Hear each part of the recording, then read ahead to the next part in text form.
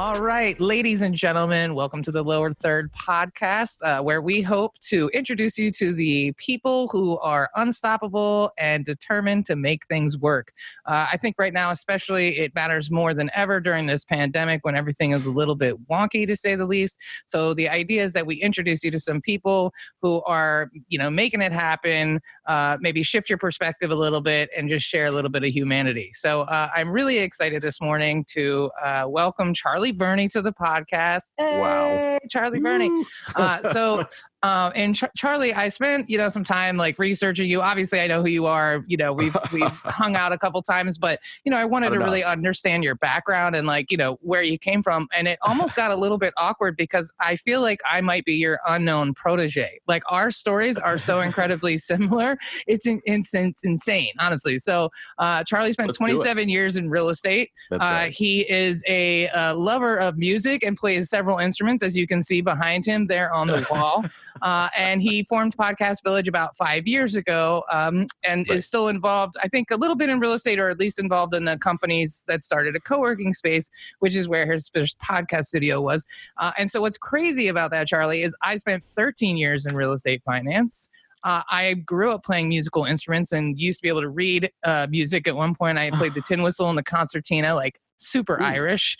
My first podcast studio was in a co-working space as well. But my podcast company was formed a few years after yours, but I feel like I have followed along your path without even knowing you. And so what a small world, huh? Like, what are the odds? I mean, I did not know that, Molly, but I knew when I met you and when I saw you online first, probably. And I knew when we met, I think the first time we met face to face was at the Otessa's. Yeah. The Webfest, yes. And we sat together and chatted, and I knew right away that we were going to be good friends and happy people in the marketplace together. There's, as you were saying before we started, there is so much to go around. 100%. An unending amount of potential good data, good content. I agree.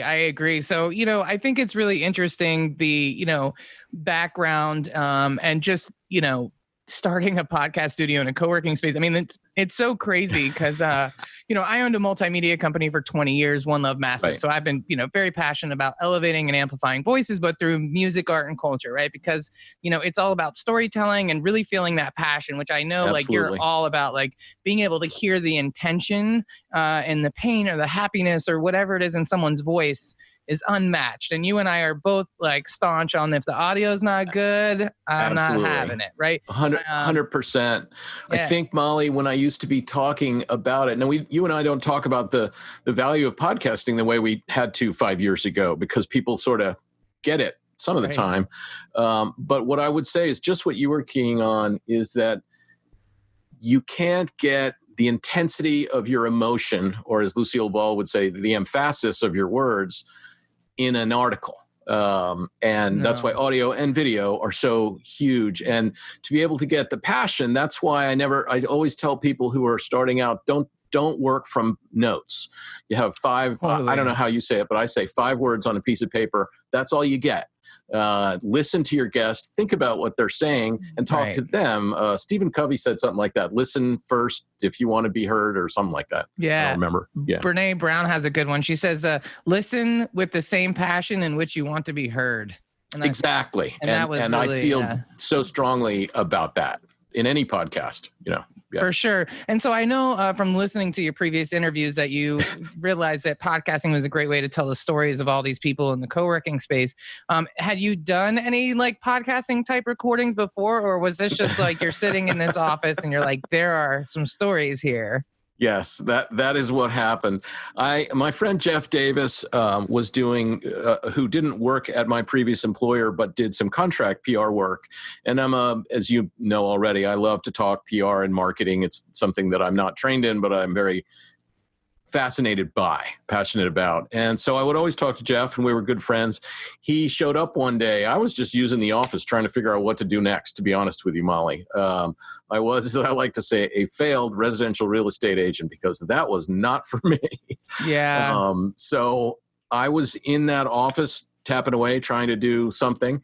And there was Jeff. And Jeff was talking about the opening when they had I don't remember, Molly, the mayor of Gaithersburg or somebody in the county council person cut the ribbon. And we were talking one day, and he and I talked about social media, talked about Twitter. I learned how to tweet from Jeff and another friend that talked about Instagram and barcodes and QR codes, rather. And we did a whole thing with that at a golf tournament like 15 years ago. Nobody knew what the hell we were talking about. But I'd looked at him, and he and I had listened to a show. I don't know if you know this one, called For Immediate Release. No. It's a B2B marketing show by a guy in California and a guy in England, Shel Holtz and Neville Hobson. And it took me a few months before I understood really what they were saying. But Jeff and I had been listening to it for years, and he was there one day, and I literally said what you alluded to. There's a different story in every one of these offices all around the office. It's not an insurance company with cubicles. Each one of these is trying to promote a small business. I thought, let's do a podcast for the work for launch, and they can use it in a digital newsletter. And each week there would be an interview with a different tenant. That's all the idea was at the beginning, period.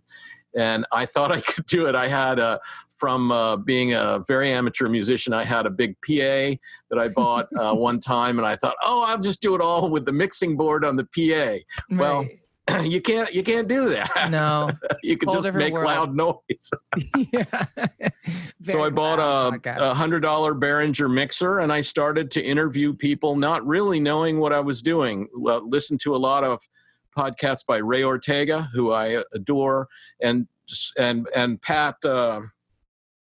What's his name? Pat. Who does a lot of how to podcasting. And I figured it out. I bought the board and a few mics and started to interview people around the office, and they loved it. It was a lot of fun. But I just kind of, it's one of my favorite quotes, Molly, is from the Disney film Robots. Do you perhaps know that one? Mm-hmm. And the Big Weld character, who I think was voiced by Mel Brooks, said, "See a need, fill a need." And that's what I always thought. I was like, this would make so much sense. And then to build on, again, something you and I mentioned prior, I thought, okay, this really does make sense. I think co-working places should have, as an amenity, 100% for their clients. They don't need Christmas dinners. They don't need whatever's fake celebrations, but an amenity to their office experience, which is what we used to talk about at my old job. And these were my old employers. I said, what a simple and inexpensive way to promote your clients, because that's what you're trying to do in a co-working. As a landlord, you want all of your clients to succeed and grow up and become leaseholders, right? Right. So I started doing it, and I couldn't really infect them with the idea to do it, which I feel was very disappointed about until after I left, and they put one in their Rockville studio and got my advice on what to buy, which was fine because I want to help people communicate. Molly, I think you and I both feel the same way. I always felt that whomsoever else is being able to communicate the most efficiently our message, what we do and our passions are going to be performing the most efficiently. So I'm happy to consult with them. I've got another friend, Hector, who thinks he should sell this concept to make offices. And I'm like, fine. The guys at the top don't quite get that that's an amenity that I think is inexpensive and would serve all of their tenants. But, that's why you and I are in business. Well, and it's so crazy, Charlie, because that's exactly what happened with me. I went to Mindspace on K Street, and I was super excited. I was like, this is an international partnership. I mean, I had my sights set on San Francisco. I mean, Berlin, there was a lot of opportunity here. They were super excited about it. They were like 30% capacity, and it's in the Washington Post building. I'm like, what kind of cachet is this to have a podcast studio inside the Washington Post building? There's spillover opportunity. I mean, it was a no-brainer, right? We entered into a pilot program, and 3 months in, they're like, yeah, we get it. You have a podcast. Where's the money? And I'm like, I don't have a podcast. It was just like, it was like two ships passing in the night on completely different longitudes and latitudes. Like, they just didn't get it. to this day don't really understand. And they never got past 30% capacity. And so they started to tighten everything, and there was less coffee available and less cleaning being done. And then all of a sudden they started squeezing me for rent. And I was like, it put me in the worst position possible because I had just started the business. I was just starting to get clients because I started the business in October, which is a terrible time because nobody's doing shit in November or December. No, like really. Every December, I'm like, do I have a business? What just happened? Is everything okay? You know, because no one's recording podcasts at that time. No, and they're shopping and they're thinking, you know. And it was a terrible time for me to like launch. So then I finally started ramping up, and then they started squeezing me for dollars. And it was just like, you know, they never told it. I would meet people in the kitchen who didn't realize there was a podcast studio in the building. I mean, we couldn't have gotten that partnership any more wrong. And they kept squeezing me and kind of bullying me into signing new contracts. It ended very, very terribly, which was unfortunate because it's a brilliant idea. And I don't understand why these companies don't understand. And I was like, hey, I'll build the studio. I'll incur all the expense. I'll give you a rev share, and I'll give your clients a discount, which I totally screwed myself. Luckily, that never really happened. But like, you would have been, too much. But like, it was they had no risk. All they were doing is giving me real estate, of which they had 70% of their inventory. And like, I was on an empty row, and they're like, where's our money? I'm like, where's the people, right? Like, where's the people? This is not a viable relationship if there's nobody in the building for me to sell my services to. So anyway, long story short, and that's when I moved to the Hyrick house, which, you know, due to the pandemic, unfortunately, they weren't willing to work with us at all or discount rent. So I had to leave, which is, you know, super unfortunate. You know, I think that people's true character really shines in time when shit ain't good. That's who you find out what you're really made of. And I learned some lessons there. But the good news is we were able to switch to fully remote. So, you know, I think we're doing a great job of that. You know, we've maintained our clients, we've picked up new clients, and ironically, I'm actually in conversations with Make offices right now, ironically, through, you know, a mutual client to see if we can make something happen. But, you know, at the end of the day, like, who knows what's going to happen, Charlie, right? Like, if there was a word for 2020, it would be uncertainty. And it's just like, I mean, we can put a studio in there, but we might be shutting it back down in 3 weeks. Like, I don't even know anymore, right? So I think that pivoting to being as remote as possible is great. I want to touch on, you said that you're like sending out kits. So you're sending out like mics and headphones and stuff to people to... So, we had been doing that prior. So a lot of our clients, let's see if I can pick one in particular. We do a podcast for, and this is not political, for the George and Barbara Bush Foundation. And it's really it's really not political. It's about personal recollections and some of the letters that he wrote. And my father, you know, wrote some pretty beautiful letters. George Bush wrote some really beautiful letters. Guys in that generation wrote a lot. I don't think my son has read a book in 2 years, you know. So I find that really beautiful. And some of these are really touching. So in that case, I was showing you this, we will send out a pretty decent headphone with a decent microphone that my guys have picked out. They like, I think it's around USB. $70.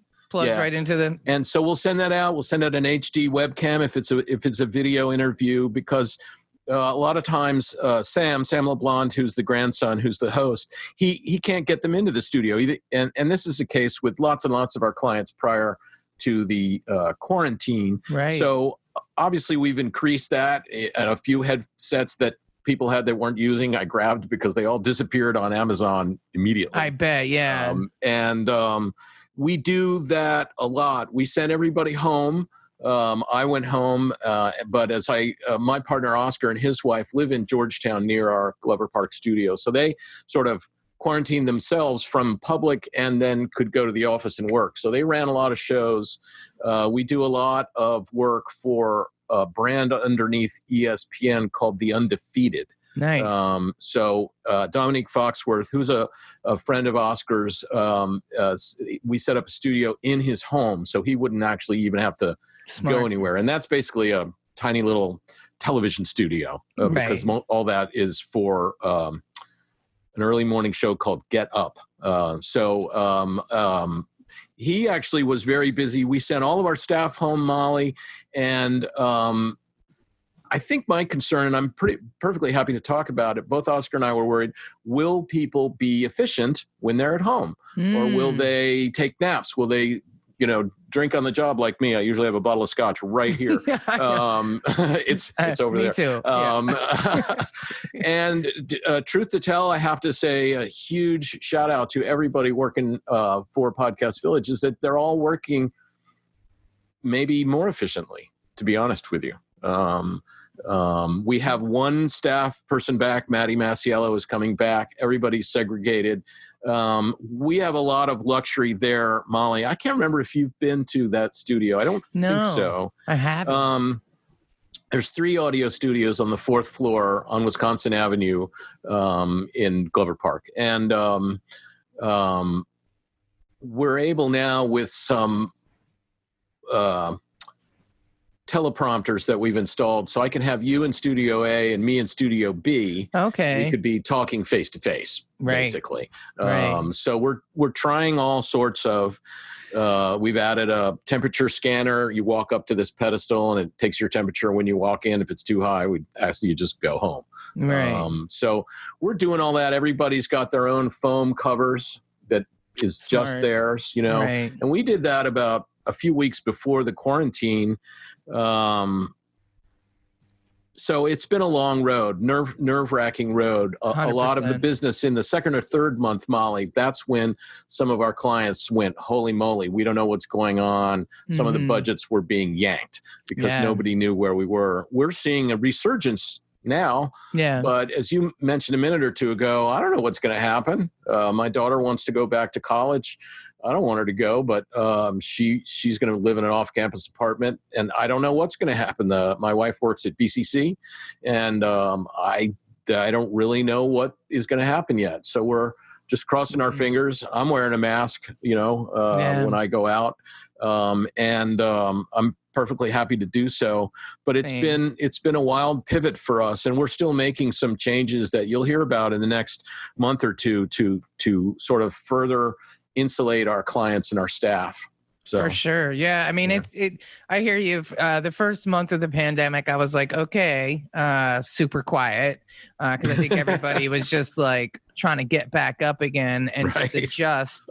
And then things started to pick up. And then, I mean, I feel like it's kind of like the ocean right now. There's like a real ebb and flow of business. And it's like things started to pick back up, and then the protests happened. Things started to reel back, and now they're leveling up. And I really kind of dialed in on working with larger like news organizations and public health organizations because I'm really passionate about that. And especially right now, I just feel like the media is doing all Americans a really great disservice. It's just terrible.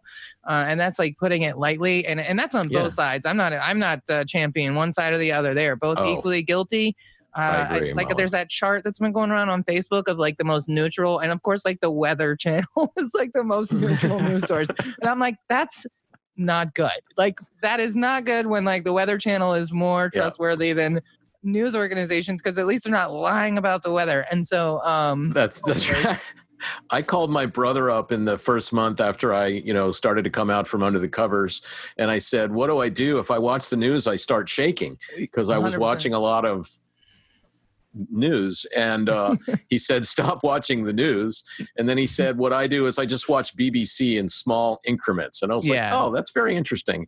At least it's a little fresh. I'm sort of tired of each side's editorializing on it. I just don't give a shit anymore. Excuse me. Don't care. No, it's okay.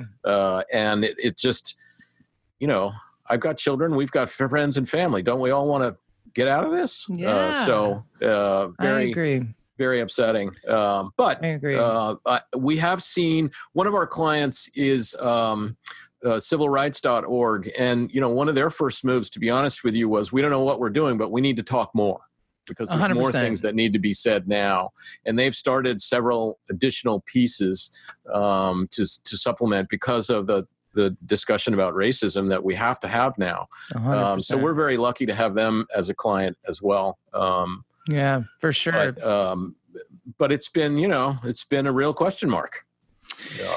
It has. And I think you touched on a really good point. Like, I think that we have to double down. Like, even if you don't know what you're doing, like one of my clients is Miller and Chevalier, the law firm downtown. And, you know, we do a tax podcast and a sanctions podcast. And now we're doing another one in Spanish. And the sanctions podcast, Embargoed, you know, with Tim O'Brien and Brian Fleming, or Timothy O'Toole and Brian Fleming, they are amazing people and they're hilarious. Who would have known that like two sanctions attorneys would be so much fun? But I know, right? I was like, but they're great and they have great banter. But you know, during the protests, they were the first ones to jump up and put a statement out, and they did an entire podcast, an hour-long podcast about what was going on. And like, man, that like when I'm feeling a little down, I kind of think of that. And I was chatting with Tim on LinkedIn. I said, dude, I'm so impressed with you guys. And he's like, man, Molly, he's like, you know, we just made the decision that if this was going to upset our clients, then they didn't need to be our clients anyway. And I feel like that's awesome. The kind of leadership that like a 100-year-old law firm, the largest law firm in DC, needs to take. And I was just so like, I'm getting goosebumps right now because it's like, yeah, man, we got to talk about this shit, you know? And the Black Lives Matter is like really right. It's literally in front of their building. But I'm just so grateful to like, you know, and who knew like the sanctions guys would get that involved. They could have totally just stayed in the sanctions lane and not touch that, and they didn't. And so I think that it's really important. So I'm really encouraging, like we're getting ready to ramp up with the Atlantic Council, which I'm super stoked about because they have all these different departments, and just getting information out, right? And getting it done in a digestible way. And for me, I think one of the, you know, the hardest things about the pandemic is the uncertainty. One of the things I'm the most proud of is I was able to keep all of my staff. And that you know, came with some sacrifice, right? That's not easy. It's not easy to maintain rent and staff and everything else when you're losing clients or clients are just like pause. And that's really, really tough. But, you know, who knows? You know, who knows what's going to happen. But I do feel like, honestly, Charlie, I feel like, you know, it's really important that we do what we do because we provide that platform for other people. We elevate and amplify other people's voices. And that's, I think, what's going to save us, frankly. I couldn't possibly agree with you more. And I'll tell you, I have a discussion. One of our clients is a wonderful lady named Ann Pasmanic. She does a show called Power Station, and she's been doing community development for years and knows so many of these players. I have been listening to her show since she started it with us. She's over 100 episodes or 150 now, I forget. And I've learned more, Molly, in my adult life from this program about my community, the Indians, the poor, the lawyers for people who have no money, the people being evicted, so many things she's brought in that it has moved me. I often say I wish that every college student and every high school senior would have to listen to any 3 episodes of that show because it will change their mindset about what community need really is. And to get to what I'm referring to, you're absolutely right. It's those voices that you and I are trying to amplify. We talk every week now during the quarantine about how to create more democratization of content. How can we create, and I'll zero in on one little story, and I think I told this on my podcast, but I was looking in Twitter one day, Molly, and I followed Patton Oswalt. He's been in the studio once, and he knows the guys from the Mike O'Mara show. He tweeted a video of a young black woman standing in front of, it may have been one of the Hall of Fames, and there were boards up there and spray paint, and she was on a rant. And it Kimberly was Jones. Was it? Yes. It was the most articulate. She talked about Monopoly. Is that the one? You saw that? Yeah. And I cried, and I thought, this person, people like her need to be able to have the opportunity to be heard, whether that's on a podcast or whether that's in an article or an interview, whatever. So I think we have a purpose here, Molly, to try and— I agree. It's not just my high-end clients, but it's everybody trying to be able— this is a time when we're all entitled to have our own say. And I think very profoundly believe in that for her and for you and for me and for my children, you know. Well, exactly. And it's so crazy that you bring that up, Charlie, because I have a meeting with her today at like 4:00. You're kidding. I swear to God, because I saw that video. And so the first thing I did was like figure out who she was. And then I went to her Patreon page and I became a Patreon because she had like nobody on there. Right. So you should do that. I'll send you the link. I'll put it in the description. I will. Right. Because like I want to give that woman like $5 a month or $10 a month or $20 a month. Like, what is that? It's a cup of coffee in DC, which I can't guarantee you I feel that way. Absolutely. Right. And so and I was like, this is great. She's going viral, but like put some money in the thing, man. Like, let's help her pay some bills. And I noticed that one of her things was like, when I get to this many Patreon members, I want to have a podcast. And so it kind of stuck with me for a couple of weeks. And I hit up her on Instagram and I got connected with her agent and I want to produce her podcast because she needs to be heard. That woman needs to be heard. And I want to do a good job of it. So she's taken seriously. And I want to take that off of her plate, even if it costs me money. I don't care because I want more people. You know, there's so many, we could go on forever, but there's some like talking heads that are like people of color who are representing really white supremacist views who are being touted by low-key racist white people who are like, look, black people are saying this, so it's okay if I say it too. And I'm like, no, it's still super racist. Just because a person of color is saying it does not mean that, like, it's just there's so many problems with what's going on. And so, you know, so true. There's quite a rabbit hole there that we could run down. I'm so disappointed with a number of organizations that are, oh my God, so lame that it's counterproductive. They're pathetic efforts. And I could name a few, but I'm not. Right. But I want to go back to this young lady. What's her name? Kimberly Jones. So please send me the link. I'm so proud of you, Molly. It's just like you to do that because that's what Ann and I were saying is this woman, people like this woman. And honestly, if you can do that, I will support the show and I will talk about that show and push it as much as possible because that's exactly what I'm excited. That's what gets me out of bed. Same. Is how can we make it possible for the Kimberly Joneses and many, many, many, many more people in many topics to really have the opportunity to say their say, whether it's heard by just you and me or 20,000 people. That's kind of a different thing. Right. Well, and sometimes, I think about this a lot, right? Whether it's getting clients or your messaging, like sometimes you don't need 1 million people. Like I don't need 1 million new clients. I don't need 1,000 new clients. Quite frankly, I couldn't handle them, right? I don't need 1 million people to hear something, but I know like last year I read 28 books, right? I realized that I was like really had dumbed myself down quite a bit from being a internet person for the last 15 years. And I just realized like, hey, I want to level up and I want to read a book a week, which is a really highfalutin goal. I do everything on Audible, but I was like, I'm sick of scrolling. I'm sick of that. I want to replace that time with something more productive. So in car rides, Uber rides, whatever, bike rides, while I'm in the shower, I'm like you walking the dog. I listen to podcasts. So I was like, let me listen to audiobooks. And so I listened to 28 books. And at the end of that year, I didn't hit 56, but I read 28, which is 28 more books than I read the year before. So I would say that's a win. It might be more books than I read it's definitely more books than I read the last 5 years. And it was all business and personal development. Yeah. And sometimes it was one fucking sentence in that book that changed everything about my perspective. Right. And so, I kind of want to touch on what you said about your kids. And like, I wish kids had to listen to some of these podcasts, but like, yo, Charlie, that's the future, man. Like online learning modules, right? If we first of all this shit needed to be refigured out anyway, because it was inherently racist with redlining and gerrymandering. And like, there's just so many problems with the education system and like the digital divide. We could have a whole podcast just on that.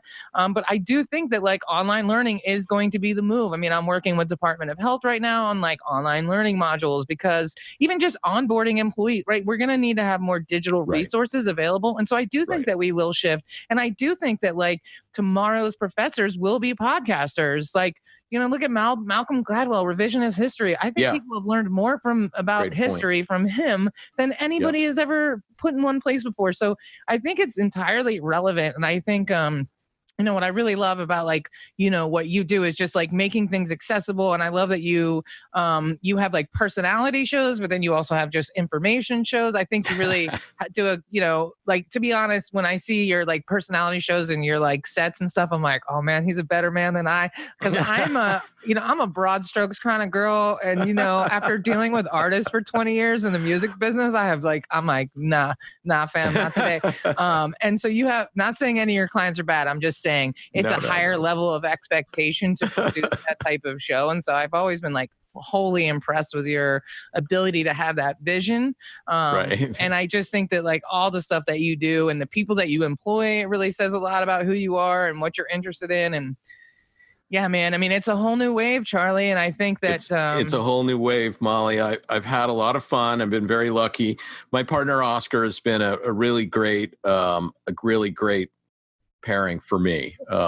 We'll be working together for the rest of our lives. My dad had a law partner who was his best friend, and they did deals, little tiny real estate deals is what those guys did forever. And he just passed away.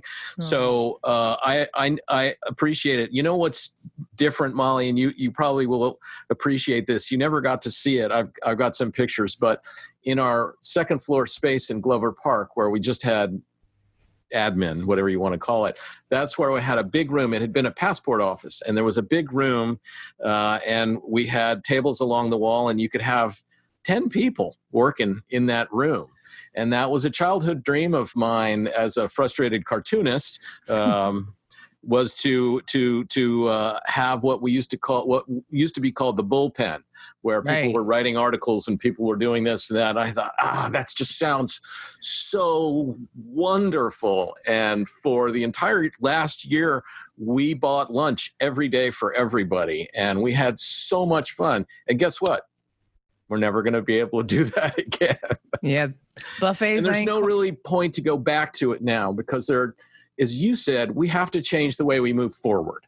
And we have to be able to work from home. I kind of like it. My dog loves it because he's getting old, and Me too. He's tired, and he doesn't want to be alone, and he gets anxious when my kids are rumbling around. So he lives down here with me. But going forward, we do have to change it. The bullpen will be missed, but we've moved on to something different. We sort of have an editing bay there with an enormous television, and we can literally FaceTime each other in and work together in different ways than we really hadn't imagined before. We had, Molly, always talked about the ability to run a studio from a beach. So theoretically, we can run, in fact, on the Mike O'Mara show, Matt Bloom runs the audio from his apartment now in Northern Virginia, and then Oscar's in the studio, Mike's in Maine, and Rob's also in Northern Virginia. So they're all spread out, and he runs the board via remote control. Those are the kind of things we got to do. Well, and honestly, it's just smarter, right? Like the amount of money I'm saving not having to park in DuPont Circle every day. And that's just money. Yeah. I was like, see you later, Colonial Parking. Suck it. Yeah. That's funny. It's a whole love-hate relationship. I'm like, I'm glad they exist, but not a great company. But anyway, I digress.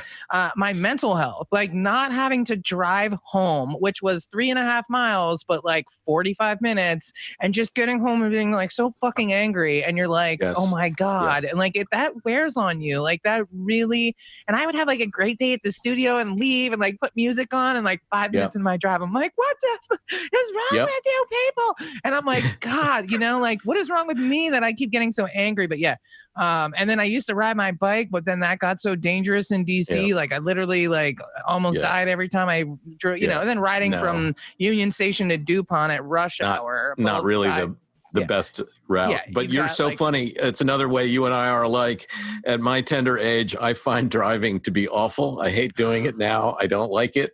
I live about 3 or 4 miles from Glover Park in Bethesda, and it takes me forever to drive it, and I just hate it. And so we're open. We've been open the whole time, but I do one association show still, Molly, a golf association show from a million years ago when I was involved in the industry. So I'll go in, and if nothing else is going on and I'm not, unnecessarily adding another set of lungs to an actual other client, then I go in. But other than that, I'm just going to click away here and give Samwise a walk once in a while and try to maintain. I'm working on some new stuff, I think that's the best thing that we can do. And I think like accessibility is a big thing, right? And I think it's opened the doors. I mean, I talk to a lot of my clients, or when I teach podcast classes, it's like, listen, man, anybody you want is accessible now because they're at home too. And so you might get that interview that you never would have gotten before. You right? are so right. And so lean in on that. And if you're the one that has a consistent show, you're going to stand out because, quite frankly, everybody else is kind of freaking out. And don't get me wrong. Yeah. I might crush like 2 interviews today and like a good meeting. And then I might be like a little teary eyed on my couch drinking gin by 4 o'clock because shit is fucked up, Charlie. I don't know if you've noticed this about the world, but too. Hour to hour, it varies. Right. And so I agree. I appreciate being home. I have a little dog. She's 17. She just had like most of her teeth pulled out. And so being able to be at home with her has been really nice. And, we walk on the beach and I ride my bike without worrying about dying for other than the obvious reasons. I'm just appreciating the fact that like I can work when I feel good. And if I don't, then I take the afternoon off. And you know what? That's totally okay. Yeah. Like it's okay, right? And so I expect the same of my staff. If they're just like, not it today, I'm like, not a problem, man. And our clients are responding, 2 to 4 weeks later than they normally would. Jeez. And we just understand that everybody is doing the best that they can. Yeah. But I think it's up to us to be like the innovators and to just continue to figure out how to do this remotely, how to make this content more accessible, because we definitely have a accessibility issue in this country with like privilege. And so, and I know that you love YouTube, which I'm a big fan of YouTube. I do. Did you catch those Edison reports the last few weeks? One was on YouTube, one was on Music Discovery, and one was on Latino podcasting. I saw the Latino podcast. I was like, yeah, my people. Yeah, that's great. I want to key on that for a second. That's another thing that I tried to do early on, and I think you've done more effectively. I don't speak Spanish, and I wish I had taken Spanish in high school because I wasted 2 years of French, for no reason, but no offense, it didn't matter. I should have taken Latin because my mom was a Latin teacher. But early on, even before I'd met Oscar, I felt that the market, this is 5 years ago, Molly, and I think you probably agree, the market for Spanish spoken content should be, and will be huge, like effing huge. And so I encouraged all of my people to think about it. And I think Hilda, who does Wise Traditions, does do episodes occasionally in Spanish. And I just feel there was a huge thing. The only thing I ever was able to pull off was a local lady named Dina Potter. I forget how we met. And I pushed them each year, Molly, at Christmas time. I would speak a line in English and she would speak a line in Spanish, and we did 3 Christmas stories, like if you take a mouse to the movies and The Night Before Christmas. And but I think there's an enormous, so I was glad to hear you mention that earlier. I think that's just a vast potential market.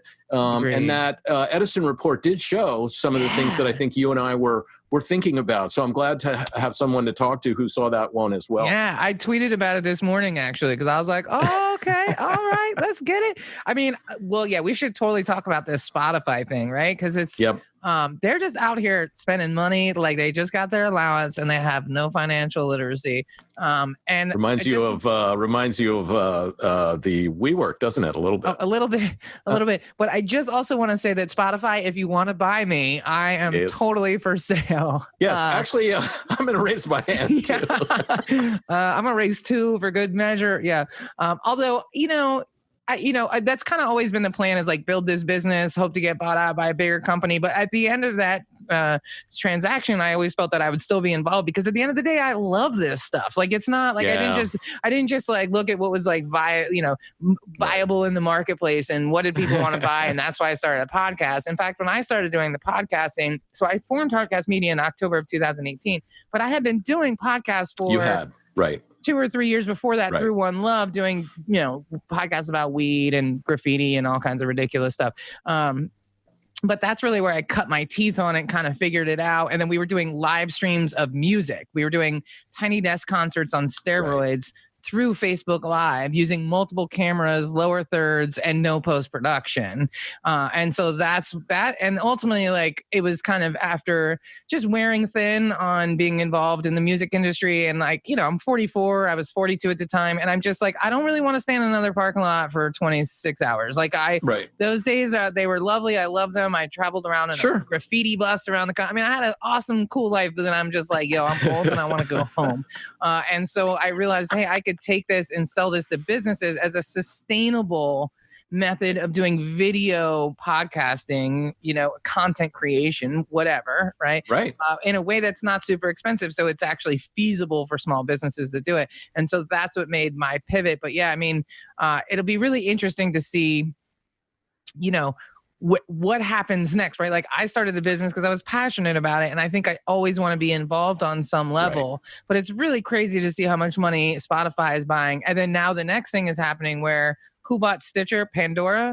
I think somebody just bought Stitcher for like $350 million, of which that 280 was cash. Yeah, that shocked me a lot because I don't look into Stitcher much, but I just didn't think that was a huge buy to me. Well, you know, in all fairness, Stitcher is like, you know, a lot of people are not Android or iTunes, you know, or Apple. They like get all their podcasts on Stitcher. It's an agnostic platform, right? And so I think it has a leg up there.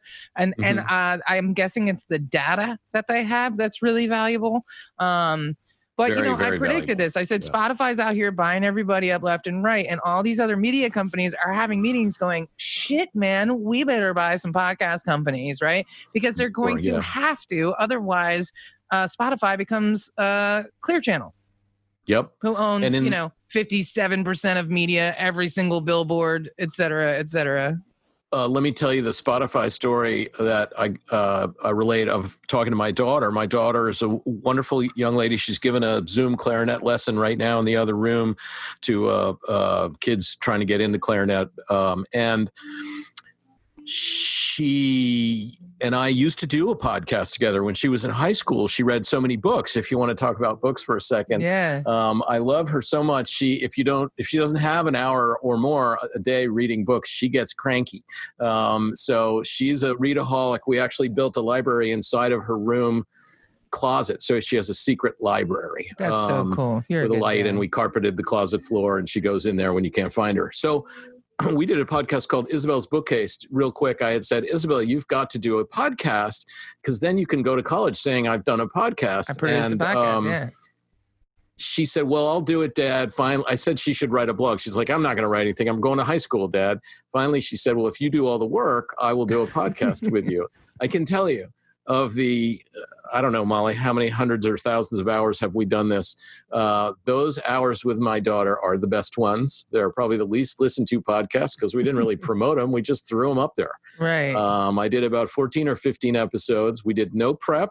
She would come in and tell me about the book she just finished, and we would talk about it. And those are times that I cherish. But to get to the point of Isabel, so Isabel's a girl who understood it. She was on Ray Ortega's Podcasters Roundtable. They did a special on kid podcasters. Nice. And I was sitting next because I'm the Ray Ortega fan going, I can't believe Ray's talking to my daughter. I didn't get on the show at all. It's so much fun. But I said to her, I said, Isabel, I would love it. She's so smart. If you'd listen to a few of our podcasts from time to time, I think they're really important. Some of these, you know, are really talking about important things. And she said, well, I will, Dad, but only if I can listen to them on Spotify. Interesting. She wasn't about to add one more app to her phone. So the movers for that 20 to 30 market, in my opinion, listening to a lot of these Edison reports that you and I listen to, is Spotify is the lowest common denominator.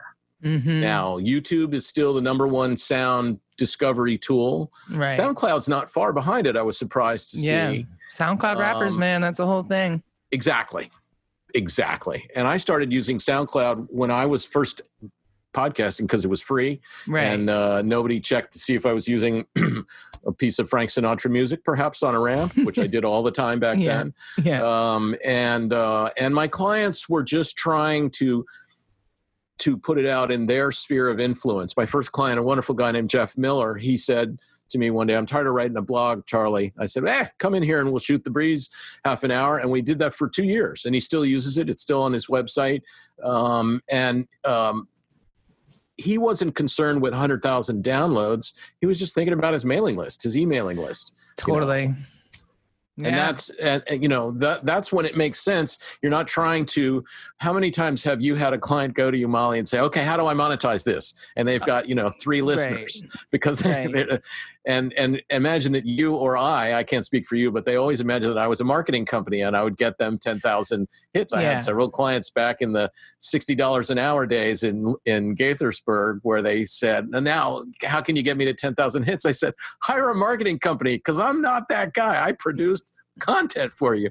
But I don't know if that ever happened to you. It happened to me all the time. For sure. And I tell people, listen, I source the ingredients. I bake the cake. It is on the table. How you divvy it up is on you, because I spent 20 years marketing my own business, One Love Massive, and I built a whole thing on the grassroots marketing. And every single picture on the Instagram account, I took and edited and wrote the caption for. I managed the website for 7 years. I mean, that's all me, right? Like, I'm a bit of an artist myself. I really enjoy it, but not anymore. Honestly, I just recently got Sprout Social because I can post stuff in advance. I found it to be really simple. And then there's I haven't tried that one. Yeah. It's great, Charlie, because you can just build your little calendar and it's really easy. And then you put this little plug-in on the desktop. So when you're on a page, you just hit the little green leap and it creates a post and you just type in what you want. And then you can queue it up.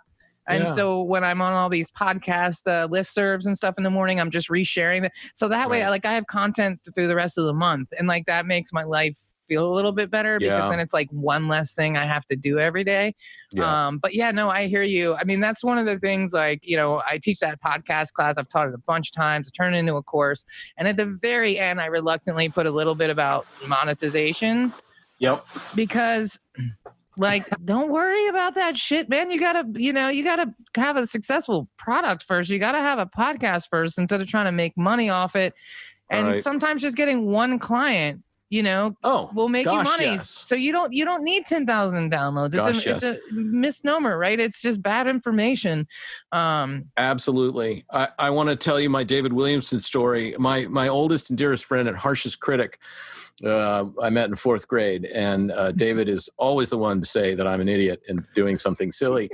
And I remember, so this just takes a second, but it's very illustrative of what you just said. So David is an absolute dinosaur, just totally in the last century. Right.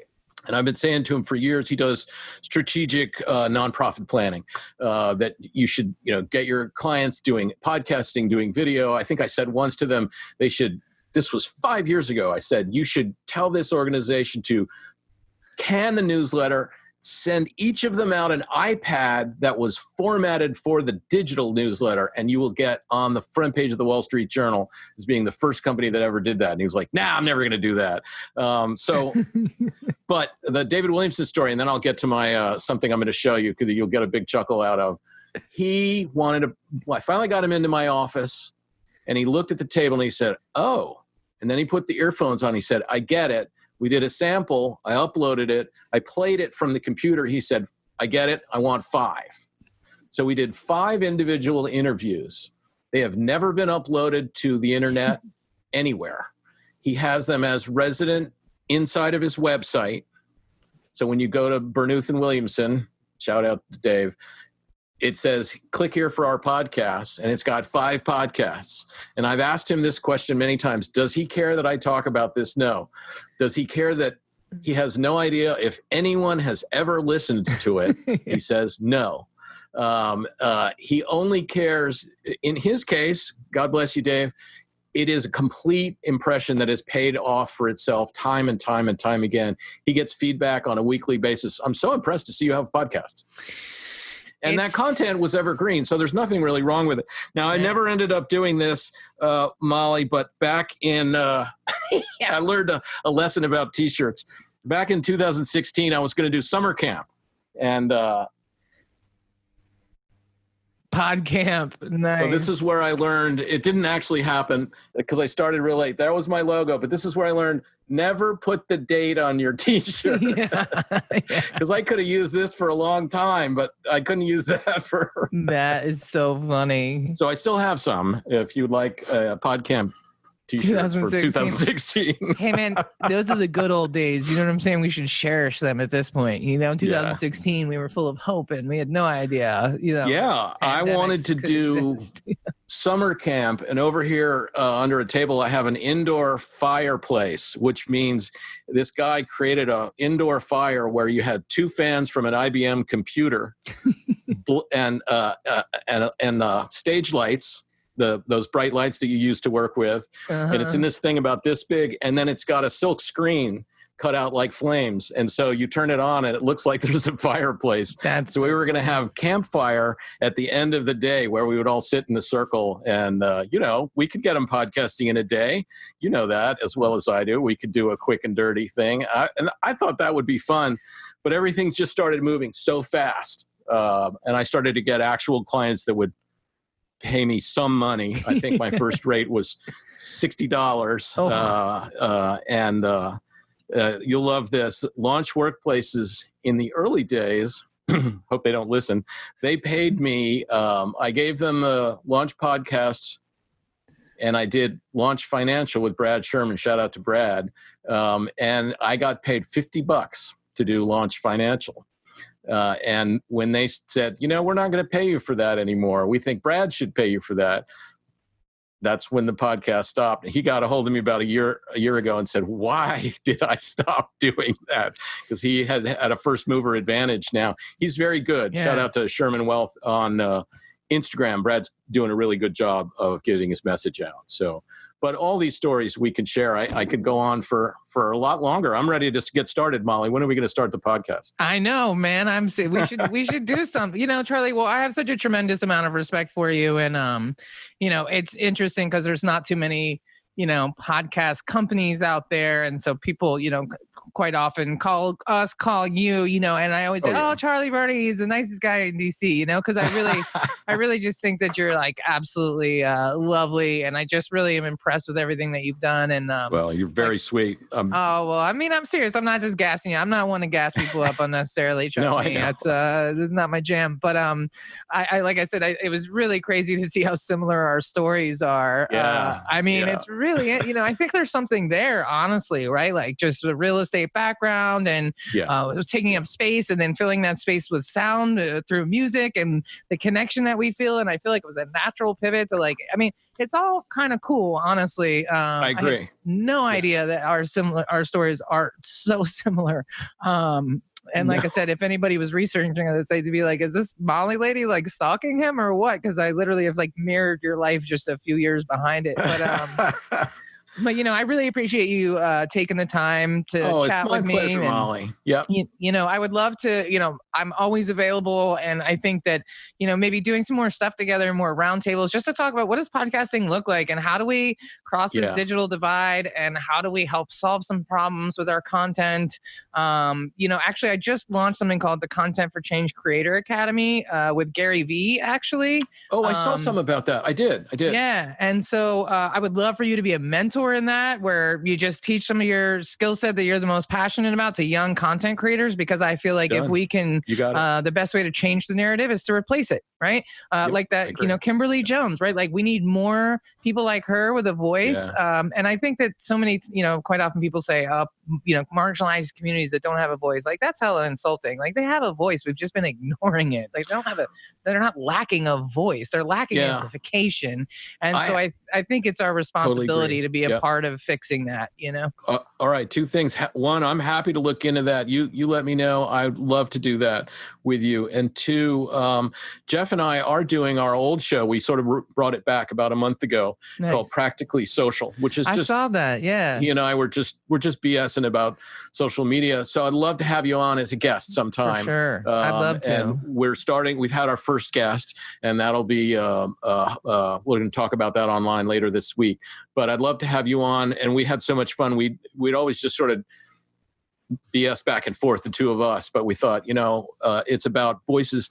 And then I have a secret project, and I'll need to talk to you about it sometime. I can't talk about it live right now, but it's directly something Ann and I are working on, directly about that democratization of content. How can we get those people to have an opportunity to say something? And that's what I'd love to continue to work with you on as much as almost anything. Because I think now, I'm just going to say it out loud, as a white guy, a child of white privilege, I'm going to go ahead and be honest with you. I want to use whatever I've got with my time to see if I can make that happen, make the people that I'm sorry, I forgot her name again. Kimberly Jones. The Kimberly Joneses and more have the ability to say what they would like to say. I feel very passionate about that. That's awesome. Well, I'm really glad to hear that. I wouldn't expect any less, to be honest, but it's really nice to hear that. And you're right. As white people, we have to acknowledge the privilege that we have, no matter how hard our roads may have been or not. That doesn't matter. There's still an incredible amount of privilege that we have every day. And I think that, those with a voice should use it, right? Like, that's one of my favorite things to say. And if we have a platform, which both of us do, and I think that, even though business is tight, some days are better than others, some months are better than others, but I still have some bandwidth to contribute and amplify some voices that can't afford anything. That shouldn't be the mark of whether or not they're heard. It should be the quality of their content. And so, it's kind of like, democratization of education. And, if everybody had a fair shake, if everybody got the same Wouldn't that be amazing? Then we would be judging people based on merit and not on opportunity. And we would have a much more intelligent, a much more equitable and pleasant country to live in. And so I think democratization of information and content is the first step. And then we'll work towards education, because that's a bigger fish than I don't know how to fry. Well, frankly. Let's continue our dialogue then, Molly. This has been the most pleasurable bit of time I've had in many a moon, and I like talking to you about this. So let's continue it. Maybe I can talk to you offline about my secret project, and then we are talking as a company. When can we establish a nonprofit part of it where we're doing that, where we're training or giving studio time to people, or making it accessible in neighborhoods where they cannot. It's not everybody who could come to my studio. Right. For years. Even just getting to Georgetown, there's no public transportation. I mean, it's really, it's brutal. DuPont. I mean, the metro is right there, but still, like, it's not easy. Yeah, I'm 100% on board. I'm excited to talk to you offline. Great. And Great. And that's part of the, we talk about like collateral benefits of podcasting, right? It's not just the 10,000 people. It could be 10 people, but it's the impression it makes. And for me, the reason why I really wanted to jump this podcast off again is because, quite frankly, I need the interaction. This conversation is going to give me so much life and just make the rest of my week better, because it's hard, right? It's really hard, all this bad news and information. And so this is life. This is oxygen for someone like me. And so I really can't thank you enough for the, I knew it was going to be a great conversation. I had no idea we were going to, really, of course we would align on all these things. I've literally been following your life's path. But I'm really excited. So thank you. And thanks, Molly. I will love to be a guest, and I'll talk to you real soon. Okay. Thanks so much. Thank you. So thank you all for tuning in to the Lower Third. This was an amazing conversation. I hope it gave you as much energy in life as it gave me. Looking forward to the next one. If you found this content, refreshing or enjoyable or valuable at all, please consider sharing this with your network. Posting this on LinkedIn goes a long way. Tag me in it. If you'd like to be a guest on the podcast, hit me up. If you want to be a mentor or contribute to the betterment, the democratization of information and content, hit me up. Me and Charlie got some ideas. And other than that, I hope you guys all have a great day. Remember, cut yourself a little slack. We're all doing the best we can. Wear a mask, stay safe, and be cool to your neighbors. All right.